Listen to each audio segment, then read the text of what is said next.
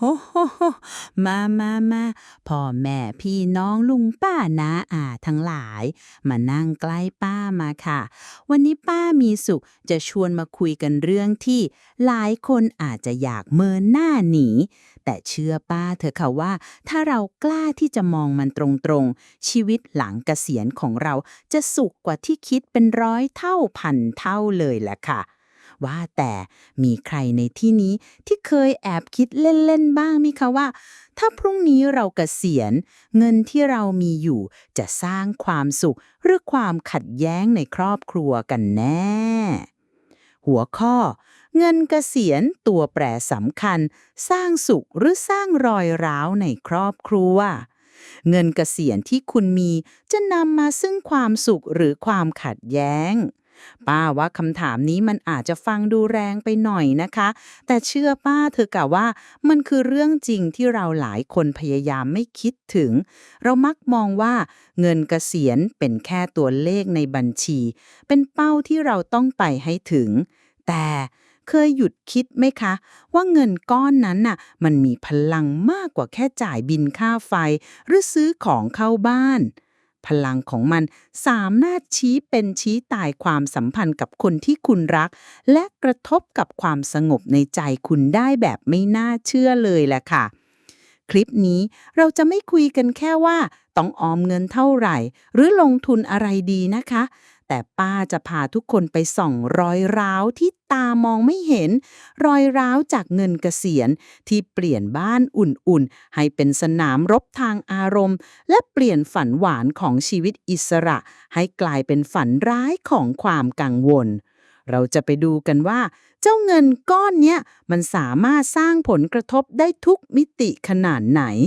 และบางทีมันอาจจะเริ่มเกิดขึ้นกับคุณแล้ว โดยที่คุณไม่รู้ตัวก็ได้นะ 2. วิกฤตซ่อนเร้นเมื่อเงินเกษียณไม่ใช่แค่ตัวเลข ก่อนอื่นเลยป้าอยากให้เรายอมรับความจริงที่เจ็บปวดกันก่อนข้อหนึ่งนะคะ นั่นก็คือคนไทยส่วนใหญ่มีเงินไม่พอใช้หลังเกษียณโอ้ฟังดูแล้วใจหายนะคะ แต่จากข้อมูลมันชัดเจนเลยว่าแค่เงินบำนาญจากประกันสังคมอย่างเดียวไม่พอให้เรามีคุณภาพชีวิตที่ดีได้แน่นอน พูดง่ายๆก็คือคนจำนวนมากกำลังเดินเข้าสู่ช่วงท้ายของชีวิตแบบไม่พร้อมสุดๆเลยล่ะค่ะหลายคนอาจจะคิดว่าเอานะเดี๋ยวก็ปรับตัวได้เองแหละหรือพอแก่ไปค่าใช้จ่ายก็คงลดลงซึ่งมันก็จริงส่วนหนึ่งนะคะการเดินทางไปทำงานอาจจะหายไปแต่ที่เรามักจะลืมไปนั่นก็คือปีศาจสองตัวที่ซ่อนอยู่นั่นคือค่ารักษาพยาบาลและเงินเฟ้อแหมปีศาจสองตัวนี้ร้ายกาจกว่าที่คิดนะคะลองจินตนาการตามป้านะคะเงินเฟ้อค่ารักษาพยาบาลบ้านเราพุ่งไปที่ประมาณ7-9%ต่อปีแปลว่าค่าหมอค่ายาที่คุณจ่ายวันนี้อีก10ปีข้างหน้ามันจะแพงขึ้นเกือบเท่าตัวเลยนะคะคิดดูสิคะเงินเก็บที่คุณคิดว่ามีเยอะแยะอาจจะหายวับไปกับการเข้าโรงพยาบาลแค่ไม่กี่ครั้งเองละค่ะและนี่แหละค่ะคือจุดเริ่มต้นของวิกฤตที่ซ่อนเร้นไม่ใช่แค่วิกฤตในบัญชีนะคะแต่มันเป็นวิกฤตที่กำลังจะลามไปถึงชีวิตและครอบครัวของคุณเลยแหละค่ะพอเงินในบัญชีเริ่มหดความกดดันที่มองไม่เห็นก็เริ่มทำงานมันไม่ใช่แค่ความกังวลว่าพรุ่งนี้จะกินอะไรแต่มันคือความกลัวที่ฝังลึกลงในใจกลัวที่จะเป็นภาระกลัวที่จะเสียความนับถือจากคนในครอบครัวและความกลัวนี่แหละค่ะคือเชื้อเพลิงชั้นดีที่จะจุดไฟให้ปัญหาใหญ่ที่เรากำลังจะคุยกันต่อไป 3. รอยร้าวในความสัมพันธ์เมื่อเงินทำลายครอบครัวมนุษย์เราขาดความสัมพันธ์ไม่ได้นะคะแต่พอมีเงินเกษียณเข้ามาเกี่ยวข้องมันก็กลายเป็นยาพิษที่ค่อยๆทำลายความสัมพันธ์ดีๆให้พังลงได้ง่ายเลยค่ะป้าขอเล่าเรื่องของลุงสมชายนะคะลุงสมชายทำงานหนักมาทั้งชีวิตเป็นหัวหน้าครอบครัวที่ใครๆก็ภูมิใจ เขาวางแผนเกษียณไว้ในหัวอย่างดี มีบ้านปลอดภาระ มีเงินเก็บก้อนหนึ่งที่คิดว่าพอแน่ๆ วันแรกของการเกษียณมีแต่รอยยิ้มและความหวัง ฝันว่าจะไปเที่ยวกับภรรยา ได้เล่นกับหลานเต็มที่ แต่ความจริงมันไม่สวยเหมือนในฝัน ผ่านไปไม่กี่ปี เงินเฟ้อทำให้ค่าครองชีพพุ่งสูงกว่าที่คิดเยอะ แถมภรรยาก็มีโรคประจำตัวที่ค่ารักษาสูงขึ้นทุกปี เงินเก็บที่เคยดูเหมือนเยอะก็เริ่มลดลงจนน่าหายใจ รอยร้าวแรกมันเริ่มจากเรื่องเล็กๆบนโต๊ะกินข้าว วันหนึ่ง ลูกชายคนโตเอ่ยปากขอยืมเงินก้อนใหญ่ไปลงทุนทำธุรกิจ ลุงสมชายอยากช่วยใจจะขาด แต่นั่นคือเงินสำรองก้อนสุดท้ายสำหรับอนาคตของเขากับภรรยาคำปฏิเสธที่เอ่ยออกไปอย่างยากลำบาก สร้างความเงียบที่น่าอึดอัดขึ้นในบ้านเป็นครั้งแรก ลูกชายอาจจะไม่ได้โกรธ แต่สายตาของเขาเต็มไปด้วยความผิดหวัง เหมือนมองว่าพ่อไม่เข้าใจและไม่หนุนหลังความฝันของเขา ขณะเดียวกัน ความสัมพันธ์กับภรรยาก็เริ่มตึงเครียด จากที่เคยคุยกันทุกเรื่อง กลายเป็นความเงียบและการถอนหายใจใส่กัน ภรรยาที่เคยชินกับการใช้จ่ายแบบเดิมก็อึดอัดที่ต้องประหยัดทุกอย่าง บทสนทนาเรื่องเงินกลายเป็นเรื่องชวนทะเลาะคำว่าทำไมไม่วางแผนให้ดีกว่านี้ กลายเป็นเหมือนมีดที่ทิ่มแทงใจลุงสมชัยซ้ำๆสิ่งที่อันตรายที่สุดคือ ความคาดหวังที่ไม่มีใครพูดออกมา ลูกๆอาจจะไม่ได้พูดตรงๆว่าหวังมรดก หรือหวังให้พ่อแม่เป็นที่พึ่งทางการเงินได้เสมอ แต่การกระทำของพวกเขามันสื่อสารออกมาดังกว่าคำพูด ส่วนพ่อแม่เองก็หวังให้ลูกเข้าใจ แต่ก็ไม่กล้าขอความช่วยเหลือ เพราะกลัวจะถูกมองว่าเป็นภาระ บ้านที่เคยเป็นเซฟโซนกลายเป็นสมรภูมิที่ทุกคนต้องเดินเหมือนเหยียบเปลือกไข่ บทสนทนาก็มีแต่เรื่องดินฟ้าอากาศ ไม่มีใครกล้าแตะปัญหาที่แท้จริงที่วางอยู่กลางห้อง นั่นคือเงิน นี่คือความน่ากลัวที่สุดของผลกระทบด้านความสัมพันธ์ค่ะ มันไม่ใช่การทะเลาะกันโครมคราม แต่มันเป็นการค่อยๆกัดกร่อนความไว้ใจ ความเคารพและความรัก จนวันหนึ่งหันกลับมา ทุกอย่างอาจจะพังเกินกว่าจะซ่อมได้ และทั้งหมดนี้มีจุดเริ่มต้นจากคำว่า เงินเกษียณไม่พอ 4. ภาระทางใจ ความทุกข์ที่มองไม่เห็นของวัยเกษียณ นอกจากรอยร้าวในครอบครัวแล้ว ผลกระทบที่แรงไม่แพ้กัน และอาจจะโหดร้ายกว่า คือผลกระทบต่อสุขภาพจิตของเต้าตัวเองเลยค่ะป้าขอเล่าเรื่องของลุงสมชายอีกครั้งนะคะ ทุกเช้าที่ตื่นมา สิ่งแรกที่เขาคิดไม่ใช่ว่าจะไปเดินเล่นที่ไหน แต่เป็นตัวเลขในบัญชีที่ลดลงทุกวัน ความกังวลเกาะกินใจเขาเหมือนสนิม เขาเริ่มนอนไม่หลับ ตื่นกลางดึกพร้อมกับหัวใจที่เต้นรัว จากคนที่เคยเป็นเสาหลักของบ้าน วันนี้เขากลับรู้สึกว่าตัวเองไร้ค่า และเป็นภาระ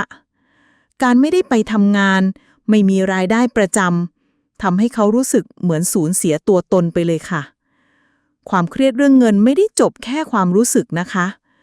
มันส่งผลต่อการตัดสินใจในชีวิตจริงด้วย เขาเริ่มปฏิเสธนัดเพื่อนฝูง เพราะไม่อยากเสียเงิน เลิกทำกิจกรรมที่เคยชอบ เพราะมันมีค่าใช้จ่าย ความโดดเดี่ยวค่อยๆคืบคลานเข้ามา และมันก็คือเพื่อนสนิทของภาวะซึมเศร้า ความเครียดสะสมยังนำไปสู่การตัดสินใจทางการเงินที่พลาดมหันต์พอเห็นตลาดหุ้นผันผวน การลงทุนติดลบ ก็ตกใจกลัวจนเทขายทุกอย่างตอนที่มันราคาต่ำที่สุด เพราะกลัวว่าจะไม่เหลืออะไรเลย การกระทำนั้นก็ยิ่งซ้ำเติมสถานการณ์ให้เลวร้ายลงไปอีกนะคะ สุขภาพกายก็เริ่มพังตามสุขภาพจิต เริ่มปวดหัว ความดันขึ้น ซึ่งทั้งหมดนี้ก็ต้องใช้เงินรักษาเพิ่มอีก กลายเป็นวงจรอุบาท ยิ่งเครียดเรื่องเงิน สุขภาพก็ยิ่งแย่ ยิ่งสุขภาพแย่ก็ยิ่งต้องใช้เงินมากขึ้น มันคือหล่มที่ดูดให้จมลงไปเรื่อยๆเลยค่ะ สิ่งที่สังคมมักมองข้าม คือความทุกข์ทางใจพวกนี้มักเป็นเรื่องที่ไม่มีใครพูดถึง ผู้สูงอายุหลายคนอายที่จะยอมรับว่าตัวเองเครียด หรือมีปัญหาการเงิน ก็เลยเลือกที่จะเก็บมันไว้คนเดียว ยิ้มให้ลูกหลานทั้งที่ข้างในใจกำลังแตกสลาย นี่คืออีกด้านหนึ่งของเหรียญที่ชื่อว่าเงินเกษียณนะคะ มันไม่ใช่แค่ไม่มีเงินใช้ แต่มันคือการสูญเสียความภูมิใจในตัวเอง สูญเสียความสงบในใจ และสูญเสียความสุขในการใช้ชีวิต มันเป็นภาระทางใจที่หนักและทรมานจริงๆนะคะ 5. สร้างอนาคตที่มั่นคง แผนที่สู่อิสรภาพทางการเงินและใจ เมื่อเราเห็นภาพกระทบและเข้าใจรากปัญหาแล้ว ข่าวดีก็คือ ทั้งหมดนี้ป้องกันและแก้ไขได้ค่ะ ยังไม่สายเกินไปที่จะเริ่มสร้างอนาคตที่มั่นคงและมีความสุข ป้ามีแผนที่สีขั้นตอนที่จะนำทางคุณไปสู่อิสรภาพที่แท้จริง ทั้งเรื่องเงินและเรื่องใจเลยค่ะ ขั้นตอนที่ 1. เปิดอกคุยเรื่องเงิน คุยกับใคร